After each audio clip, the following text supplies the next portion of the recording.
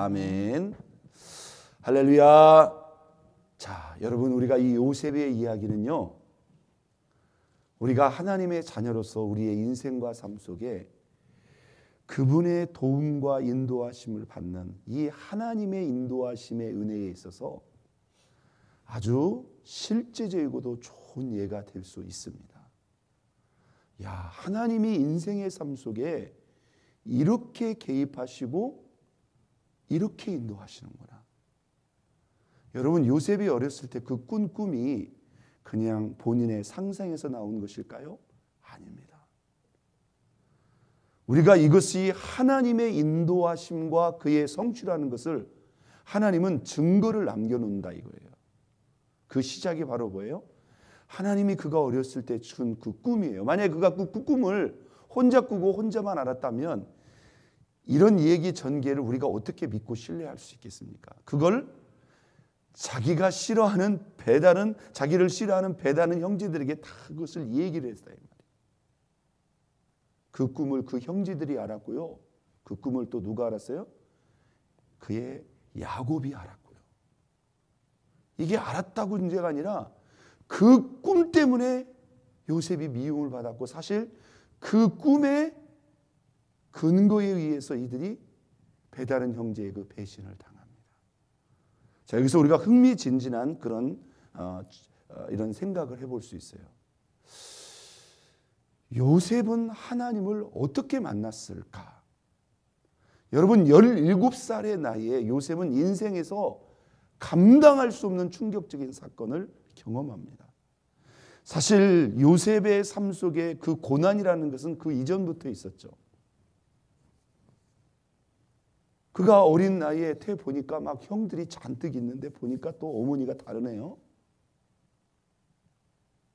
그런데 그 어머니 라헬이 동생 베냐민을 낳다가 죽는단 말이에요. 그게 적어도 요셉 나이 15살 이전이다 이 말이에요. 여러분, 15살의 어머니를 잃었으니 요셉의 삶 속에 그게 여러분 인생에 얼마나 큰 고난입니까? 그렇잖아요? 그래서 아버지께 막 사랑을 독차지했지만 여러분, 그 엄마의 그늘이 얼마나 크냐 이 말이에요. 그리고 형제들의 그 왕따 시기에 아마 모르긴 몰라도 요셉이 쉽지 않은 그런 가정생활을 했을 겁니다. 그런데 우리가 여기서 주목해야 될 게 있어요. 그가 누구의 사랑을 독차지했다고요? 야곱의 사랑을 독차지. 여기 사랑을 독차지했다는 것은 뭐냐면 야곱과 가깝고 친밀했다는 거예요. 여러분, 이게 중요한 겁니다. 이 가깝고 친밀한 관계를 통해서 무엇이 전달될까요? 야곱이 만난 하나님의 이야기가 전달이 되는 거예요. 믿습니까? 아브라함이 경험했던 하나님, 이삭이 경험했던 하나님, 야곱이 그렇게 장자의 은총을 열망하고 그것을 얻고 그가 밧단 아람에서 또 돌아오는 과정에서, 가는 과정에서 그가 만난 베델의 하나님, 돌아오는 과정에서 그가 그 밧단 아람에서 축복하신 하나님, 그리고 야복 강가에서 그를 만나주신 하나님. 야곱도 하나님과의 특별한 체험에 그 은혜가 있어요, 없어요? 있단 말이에요. 여러분, 그것을 가깝고 사랑하는 아들 누구에게? 요셉에게 아마 이야기하고 또 이야기했을 거예요. 믿습니까? 17살의 나이면 어린 나이지만 그래도 그 모든 것을 이해할 수 있는 나이다 이 말이에요. 여러분, 우리가 이런 추측을 할 수 있어요. 엄마도 없었고 17살의 나이에 배다른 형제들에게 그 큰 상처를 끌어안고 하루아침에 종이 되어서 애굽 땅에 끌려간 그 요셉이, 여러분, 이건 웬만하면요 그 충격으로 인해서 무슨 어떤 생각을 할지도 모르는 게, 이제 뭐 어머니 아무도 없잖아요. 그런데 그가 어떻게 했길래 그의 삶 속에 갑자기 어떤 은혜가 나타났다고요? 하나님이 요셉과 함께 하시더니 그의 범사에 하나님이 뭐하게 하셨더라? 형통하게 하셨더라. 그냥 인간적으로 보면 애굽으로 끌려간 그 요셉은요, 이제 어떤 우리가 희망을 기대할 수 없는 그런 상황으로 그는 떨어져 버린 겁니다. 그런데 그의 삶 속에 하나님이 함께 하시고 형통케 하시는 은혜가 부어지니까 그가 그 보디발 그 집에서 그 집안을 다 관장하는 가정 총무가 되지 않습니까? 여러분, 이 하나님이 함께 하시는 은총, 우리가 이렇게는 추측할 수 있어요. 야곱의 아들이니까 아브라함과 이삭과 야곱의 은총이 강권적으로 요셉에게 나타났다. 충분히 해석이 가능합니다. 우리는 어디에서 그 요셉의 신앙을 확인할 수 있을까요? 저는 우리가 추측하는 것, 첫째, 그가 야곱과 가까운 사람이었다. 그렇기 때문에 야곱을 통해서 그 아브라함과 이삭과 야곱이 만난 그 하나님의 그 은혜가 분명히 전달되었을 것이라고 또한 추측할 수 있습니다. 그런데 그 요셉의 신앙을 우리가 확인할 수 있는 중요한 장면이 오늘 본문에 나옵니다. 그가 가정 총무로서 어느 정도 인정받고 있을 때 그 보디발의 부인이 요셉을 집요하게 유혹합니다. 요셉은 철저하게 대응했어요. 그런데 억울한 누명을 뒤집어 쓰고 그는 옥에 또 갇혀버립니다. 여러분, 이 상처가 이게 보통 상처입니까? 웬만한 사람 같으면 우라병이 터져서 못할 거예요. 어렸을 때 엄마 이렇죠, 그거에 어떻게 할 수 있습니까? 그런데 그 배다른 형제들에게 여러분 그 상처가 이게 보통 그 상처네요. 그런데 이제 조금 먹고 살만한데 세상에 그 큰 누명을 뒤집어 쓰고 종의 신분으로서 주인의 부인을 겁탈했다는 죄의 누명을 씌웠으니 이제 어떻게 살 수 있습니까?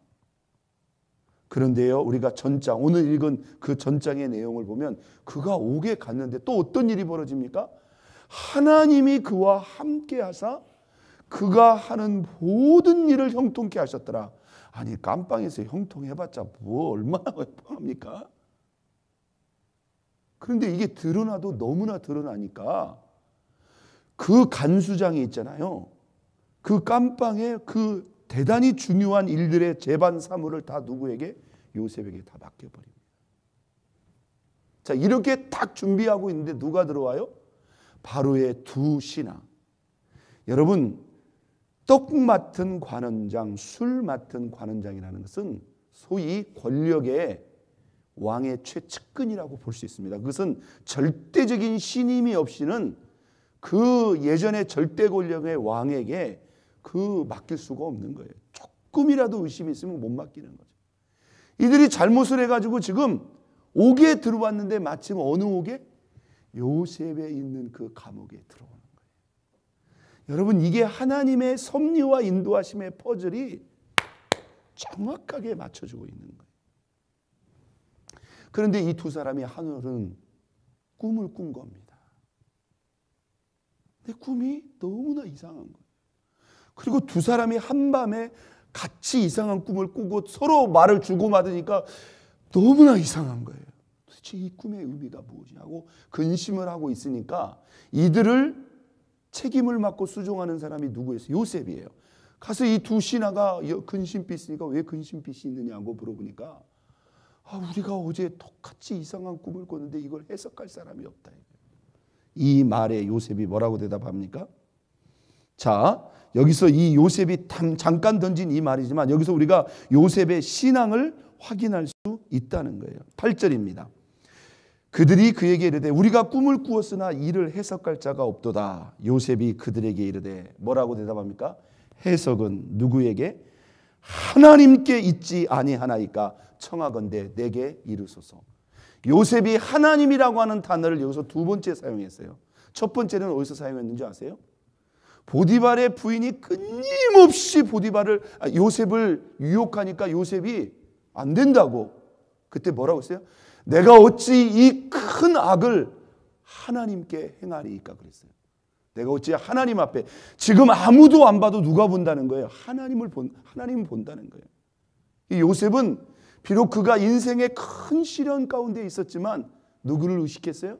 하나님을 의식했어요. 그리고 오늘 신하들이 그 꿈을 해석하지 못하고 있을 때 뭐라고 얘기합니까? 그 꿈의 해석은 하나님께 있지 않습니까? 이 멘트를요, 요셉이 나중에 누구 앞에서도 합니까? 바로왕 앞에서도 똑같이 합니다. 여러분, 비록 지금 여기 있는 이 신하들이 옥에 갇혀 있는 죄수지만 이들은요, 지금 애굽이라는 나라의 최고위층에 있는 그런 권세 있는 자들입니다. 그 앞에서 이런 말을 함부로 할 수 있는 자리가 아니에요. 그런데 요셉이 당당히 꿈은 누구에게? 하나님께 있지 않습니까? 여러분, 이 말이 그냥 나올 수 있는 말이 아니에요. 그리고는 나한테 꿈을 얘기해 주세요 하고 요셉이 꿈을 해석하는데요, 우리가 이렇게 생각할 수 있어요. 야, 이거 그냥 대강 얼렁뚱땅 해석해 준 거 아니야? 아니에요. 요셉에게 깊은 하나님의 임재가 있지 않고서는 이거 쉽게 해석할 수 있는 부분이 아닙니다. 이제 우리가 꿈에 너무 이렇게 치우치는 신앙도 조금 우리가 경계를 해야 되는데요, 요셉이 꿈을 해석해 줍니다. 그리고 그 꿈대로 두 신하에게 그대로 사흘 후에 일이 이루어져요. 그러면서 요셉이 누구에게 말합니까? 술 맡은 관원장에게 당신이 사흘 안에 바로 왕이 당신을 전직을 완전히 회복할 것이다. 그러면서 부탁을 합니다. 14절, 당신이 잘 되시거든 나를 생각하고 내게 은혜를 베풀어 내 사정을 바로에게 아뢰어 이 집에서 나를 모아소서 건져 주소서. 나는 히브리 땅에서 끌려온 자인데 여기 오게 갇힐 만한 일을 행하지 아니하였나이다. 어떻게 보면 요셉에게 지금 희망의 끈이 하나 나온 거예요. 당신이 회복되거든 얼마든지 회복시켜 줄 수 있는 그런 힘과 권세가 있는 자입니다. 요셉의 말대로 회복된다면. 그런데요, 23절, 술 맡은 관원장이 요셉을 뭐하지 못하고 기억하지 못하고 그를 잊었더라. 아주 못된 사람이죠. 두 신하의 꿈을 해석해 줬는데 그것이 그대로 이루어졌으면 지금 이게 보통 일이 아닌데 잊어버려요. 근데 여러분, 이 잊어버리는 것도 사실은 하나님의 계획 속에 있었어요. 만약 여기서 우리가 이런 그림을 그릴 수 있어요. 요셉을 회복시켜서 요셉이 옥에서 나왔다고 합시다. 그는 거기서 나와서 히브리 땅으로 돌아올 수도 있고요, 그냥 애굽 땅에서 어디로 갔는지도 몰라요. 근데 요셉이 그 옥에 가만히 있어야 돼요. 왜요?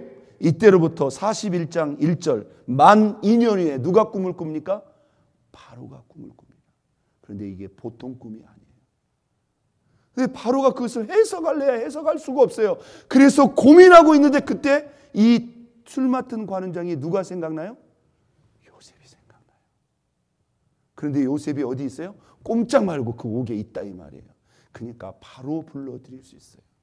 여기서 우리는 약간 상황을 바꿔서 요셉의 인생에 가장 힘들고 절망적인 시간이 어쩌면 이 마지막 2년의 시간이었다. 그때 그의 나이 29살, 30살, 바로 이 마지막입니다. 여러분, 요셉의 인생에 큰 하나님의 뜻이 이루어지기 직전입니다. 그는 옥에 있었고 나갈 수 있는 기회가 왔지만 여전히 그 술 맡은 관원장이 그를 잃어버리고 2년의 세월이 지나는 동안 여러분, 요셉은 얼마나 힘들었을까요? 그러나 하나님의 뜻은 이루어지고 있었다는 거예요. 여러분, 우리가 여기서 주목해야 될 거, 요셉은 분명히 하나님을 뭐했다? 인식하고 있었고, 그는 그 깊은 인생의 수렁의 시간 속안 누구를 붙잡았다? 하나님을 붙잡았다는 거예요. 여러분, 우리의 인생의 삶 속에 요셉과 같은 은총과 인도하심의 은혜, 우리가 어떤 상황에서도 주님을 의식하고 그분을 의지하여 나가야 됩니다. 그래서 저와 여러분도 요셉처럼 하나님의 도움과 인도하심 속에 하나님이 세우시고 축복하시는 그런 은총의 주인공 될 수 있기를 예수 그리스도의 이름으로 축원드립니다. 우리 다 같이 주님을 향한